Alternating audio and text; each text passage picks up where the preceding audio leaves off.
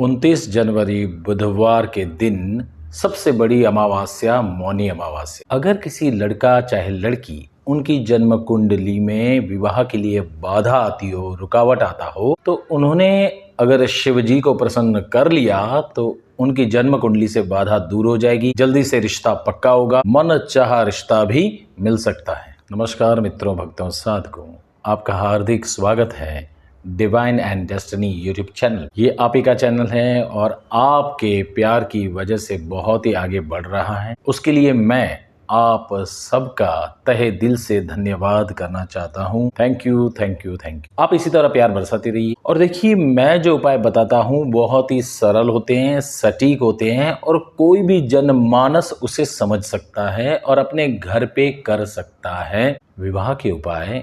इसीलिए मैं ज्यादा लाता हूं कि 16 जनवरी से जून तक विवाह के मुहूर्त है, यानी इसी दिनों में शादियां होती है, विवाह होता है। तो हर तरफ विवाह का वाइब्रेशन होता है, खुशी होती है और इसमें अगर हमने उपाय कर लिया तो काम हमारा बढ़िया हो जाता है। और देखिए, अलग अलग उपाय होते हैं और मैं जो उपाय लाता हूं वो उसी दिन करना है, फिर आप अगले दिन या बाद में ये उपाय कर सकते नहीं हो, क्योंकि उपाय जो होते हैं वो नक्षत्र, योग, करण, तिथि और कुछ महादिन हो उसी दिन लाए जाते हैं। इनमें से कोई ना कोई उपाय किसी न किसी को कारगर होता है। अब देखिए, हम बात कर रहे हैं मौनी अमावस्या 29 तारीख बुधवार है। एक तो बुधवार है, सूर्य चंद्र जो है वो मकर राशि में है, इसलिए ये अमावस्या है। श्रवण नक्षत्र बहुत बड़ा है, ऊपर से मौनी अमावस्या और कुंभ मेला, शाही स्नान भी, जहां पर संतों का जमघट लगा हो, साधुओं का जमघट लगा हो, वो दिन पूरे भारत के लिए बहुत ही पवित्र होता है। अगर आपने उस दिन उन पवित्र तीर्थों का स्मरण भी कर लिया,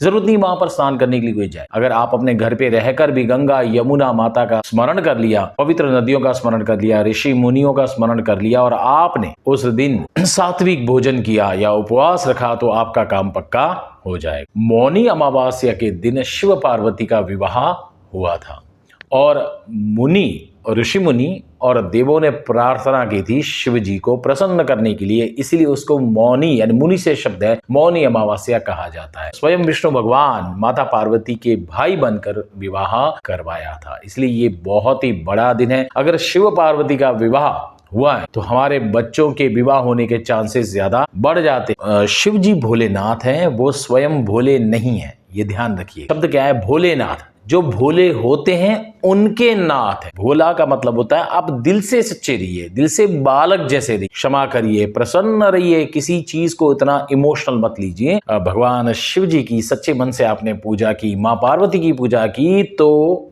आपकी जन्म कुंडली में जो भी दोष होगा वो दूर हो जाएगा। दिन बहुत बड़ा है, ऐसे दिन दुर्लभ होते हैं, तो करिए ये उपाय, काम हो जाएगा। उपाय कैसे करना है वो आपको मैं बताता हूं। बहुत ही सरल उपाय है। आपके लड़के या लड़की, वो 4-5 साल हो गए, 2-3 साल हो गए, 1 साल भी हो गया और विवाह नहीं जम रहा है, रिश्ते आते हैं वो मना कर देते हैं, चाहे आपको आपके योग्य रिश्ता न मिलता हो या रिश्तों की कमी हो या रिश्ता बिल्कुल नहीं आता हो, तो मामला सीरियस है। आपको पत्रिका दिखानी चाहिए। मैं बहुत ही कम दक्षिणा लेता हूं और पत्रिका देख के आपको आपकी जन्म कुंडली के हिसाब से उपाय बताऊंगा, ताकि आपके बच्चों की जन्म कुंडली में जो भी दोष हो वो दूर हो जाए और इनकी शादी हो जाए। तो दिए गए नंबर पे कांटेक्ट करें, मैं बताऊंगा कहां पे शादी होगी, किस साल में शादी होगी, कौन सी दिशा में शादी होगी, पात्र कैसा मिलेगा और कुछ होगा बाधा तो मैं उसकी रेमेडी बताऊंगा। बड़ी बाधा रहेगी तो भी मैं रेमेडी करके दूंगा आपके बजट के अंदर। और अगर आपने चैनल को सब्सक्राइब नहीं किया है तो प्लीज सब्सक्राइब करिए, बेल आइकन को प्रेस करिए, शेयर करिए, लाइक करिए, ऐसे ही वीडियो आपको मिलते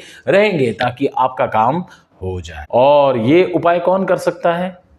तो मैं हमेशा कहता हूं, हर एक वीडियो में यही कहता हूं, एक ही लाइन बोलता हूं कि सबसे प्रथम स्वयं लड़का या लड़की करें, क्योंकि उनके वाइब्रेशंस बहुत स्ट्रांग होते हैं। किसी कारणवश लड़का या लड़की नहीं कर पाते हैं तो माता करें, और माता भी अगर नहीं कर पाते हैं तो पिता ये उपाय करें। अंत में मैं यही कहूंगा कि कोई भी सगा संबंधी ये उपाय कर सकता है, सच्चे दिल से भावना चाहिए। प्रभु हमेशा श्रद्धा प्यार के भूखे हैं, तो हमें शिव जी की उपासना करनी है। स्नान करने के पश्चात मंदिर में, आपके घर के मंदिर में दिया जलाना है। घर के मंदिर में गणेश महाराज, कुलदेवी और पितृओं को प्रार्थना करनी है। देखिए जो अमावस्या होती है ना, वो हमेशा पितृओं के लिए होती है, तो पितृ ऋण हमें चुकाना है। अगर आपके पास पितरों की छवि या तस्वीर है तो उनको तिलक करिए, चंदन का तिलक करिए, नया हार पहनाइए, उनको धूप दीप करिए और पितृ निमित्त आप गाय, कौआ और जो डॉगीज यानी कुत्ते होते हैं या गरीब जन होते हैं उनको आप खिला पिला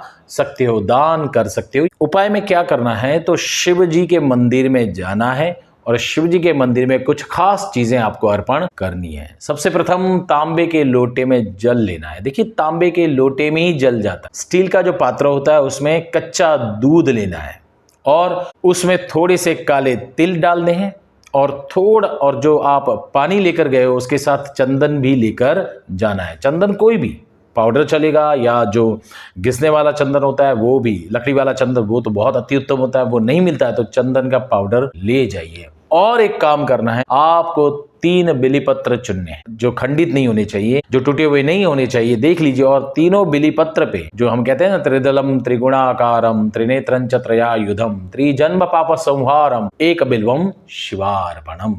शिव को अति प्रिय होते हैं बिलीपत्र। आपको इन तीनों पे चंदन से ओम ओम ओम लिखना है और शिव को वो बिलीपत्र अर्पण कर देना है। तो देखिए पहले तो आप मंदिर में जाइए। मंदिर में जाते ही सबसे प्रथम आपको गणपति महाराज को नमस्कार करना है। जी ने ही उनको वरदान दिया था कि सबसे प्रथम पूजा कलयुग में गणपति महाराज की होगी। तो गणेश जी को नमस्कार करिए, फिर हनुमान जी को नमस्कार करिए, कुर्म भगवान को नमस्कार करिए, नंदी महाराज को तो खास नमस्कार करिए। और कुछ कान में कहना है तो आप अपनी बाधा कान में उनके कह सकते हो, तो वो शिव जी को जाके कहते हैं और आपका काम हो जाता है। फिर देखिए शिव के मंदिर में प्रवेश करने से पहले ऊपर काल भैरव जी भी होते हैं। किसी किसी मंदिर में होते हैं, किसी किसी मंदिर में नहीं होते तो आपको भावना करनी वहां पे काल भैरव जी है। तो देखिए अमावास जो होती है ना, उसमें ये जो देव है हनुमान जी, काल भैरव, शिव, ये बहुत ही शीघ्र फल देते हैं। तो काल भैरव जी को नमस्कार करके वो जो 3 स्टेप्स होते हैं वो उतर कर आपको शिव के लिंग के पास जाना है और जो वस्तु आपने ली है सबसे प्रथम उनको प्रणाम करना है, नमस्कार करना है और आपको शिव के ऊपर ये जो तांबे के लोटे में जल है वो गंगा जल समझ के धारा करनी है, अर्पण करनी है। फिर आपको जो कच्चा दूध है वो अर्पण करना है, काले तिल जो लेकर आए वो अर्पण करना है और जो बिलीपत्र होते हैं वो 3 वो आपको ओम नमः शिवाय बोल के अर्पण करना है। सच्चे भाव से अर्पण करिए और अपनी बाधा बोलिए मन के अंदर, सच्चे हृदय से करिए। शिव सुनते हैं और शिव प्रसन्न हो जाते हैं अगर आपने अमावस्या के दिन ये चीजें अर्पण की। उपाय बहुत सरल है। देखिए सरल उपाय होते हैं ना तो हमें श्रद्धा भी कभी कभी कम हो जाती है। अरे ये पंडित जी ये तो हम रोज करते हैं। नहीं, रोज एक अलग चीज है और उस दिन का खास महत्व। देखिए कोई भी चीज बनती है ना वो माहौल में बनती है, वो एक एनवायरनमेंट में बनती है। अगर आपने उस दिन उस माहौल में किया तो वहां पे एक वाइब्रेशन क्रिएट होता है और आपके घर से जो बाधा होगी वो दूर हो जाएगी, नकारात्मक शक्ति होगी वो दूर हो जाएगी, भोलेनाथ प्रसन्न होंगे। और इनको प्रणाम करना है, साथ में माता पार्वती को भी आपको प्रणाम करना है, पूजा करनी है और फिर शिव के मंदिर में बैठना है, ओम नमः शिवाय मंत्र का जाप करना है और प्रभु को प्रार्थना करनी है। देखिए मांगना एक ही बार है, बार बार मांगना नहीं है। भगवान सुनते हैं, सच्चे हृदय से मांगिए, प्रार्थना करिए, नमस्कार करिए, फिर घर आ जाइए, उपवास रखिए, सात्विक भोजन करिए। उस दिन हमें लड़ाई नहीं करनी है, उस दिन हमें तामसिक भोजन नहीं करना है और घर में प्रसन्न वातावरण रखना है। और शाम को एक काम करिए, शाम को जो संध्या काल समय घर का दरवाजा जो होता है उसे खुला रखना है और आप घर के बाहर एक दिया जला सकते हो पितरों के नाम पर। देखिए संध्या समय लक्ष्मी जी आते हैं, पितृ प्रसन्न होते हैं, तो चौखट वाला जो भाग होता है उसे साफ रखना है, दरवाजा खुला रखना है। और संध्या समय हमें सोना नहीं है, तो बाल नहीं बनाने हैं, कुछ खा भी आप सकते नहीं हो। संध्या समय जो समय होता है वो सिर्फ और सिर्फ भगवान के नाम का होता है। तो शिव जी का नाम लीजिए, शिव जी के मंत्र आप बोल सकते हो, उनके भजन आप सुन सकते हो, आप किसी भी भाषा में शिव का नाम आपको लेना है, काम हो जाएगा। दिन बहुत ही बड़ा है, इतना बड़ा दिन है, मुझे विश्वास है